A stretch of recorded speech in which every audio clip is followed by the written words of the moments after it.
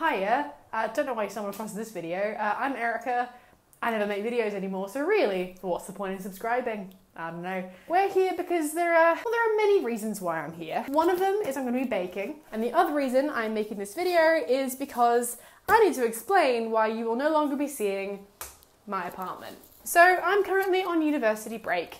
I go to film school, for those of you who don't know who I am. I need to stop assuming that the audience knows who I am, because that's just arrogant. I live in Sydney, and my apartment was known for its fun little habit of leaking and or flooding. It has leaked approximately 7 times. On 3 occasions, it has flooded, but minorly. Since I had been living in that apartment for 2 years, I'd grown accustomed to the idea that whenever it rained, it would leak. I would not be able to sleep and generally have panic attacks, and that is no fun. But I grew accustomed to the rain, and my house was so lovely and so perfect for me that I didn't ever want to move. Just over a week ago, I found out that there would be major rains hitting Sydney. Proper torrential rain. So of course, I go into panic mode. Flash forward to 6 AM. I wake up to the one spot in my room that leaks first. It was like a constant Chinese water torture method. Used to that now. So I waited, I got the buckets, I got my saucepans, I just kind of sat and, preempted the next thing to happen. And what happened next didn't quite plan to happen. My light fixture started to leak. The 2 holes in my ceiling that were already leaking just continued to leak. And then I watched as the cornices, which is like, the very top of the ceiling, the entirety started to drip down water. So my walls were essentially becoming water features. I thought, couldn't get much worse than that. And then it did. Trying to mix butter, like hard butter, into this mixture. I'm an idiot. So the next thing that happened was that the fire alarm started to leak, which then set the entire building's fire alarm system off, which meant there was a whirring and a loud screeching for about half an hour. Now, that doesn't stop there. Thanks to the kindness of the people who live in my building, someone gave me a bucket, someone else gave me some more towels, and we waited it out.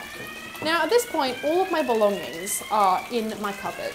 And then above my very head, where they had patched up the last flood, a giant crack appeared above my head.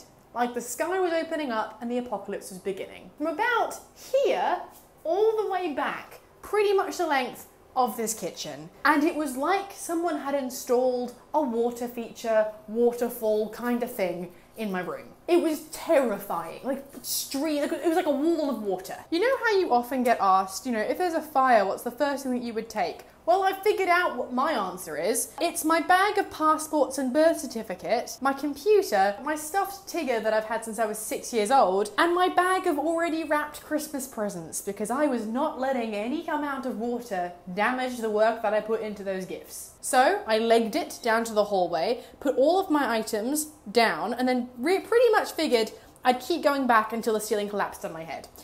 Oh, I'm not gonna lie.